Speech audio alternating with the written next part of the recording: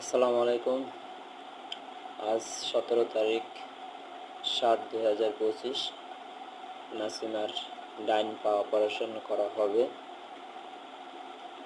দুটো রড ও একটা প্লেট বসানো হবে। আপনারা ইতিপূর্বে নাসিমার সম্বন্ধে জেনেছেন। তিনি আমাদের টপ ওয়াটার্সে, তিনি গার্মেন্টস অপারেটর। ঈদের ছুটিতে ঢাকা ফেরার পথে, বাড়ি থেকে ঢাকা আসার পথে একটা অ্যাক্সিডেন্টে তার দুটা পা মারাত্মকভাবে অ্যাক্সিডেন্ট হয়। বাম পাটা অপারেশন করা হয়েছে, 3টা রড ঢোকানো হয়েছে। ডাইন পাটা 17/7/2025 আনুমানিক 9:30-10টার দিকে অপারেশন করা হবে। তার জন্য সবাই দোয়া করবেন।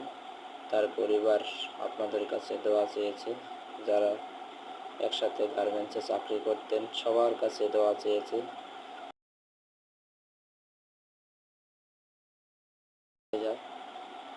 সবাই দোয়া করবেন। তার পায়ের অবস্থাটা খুবই জটিল। আজকে অপারেশন করা হবে।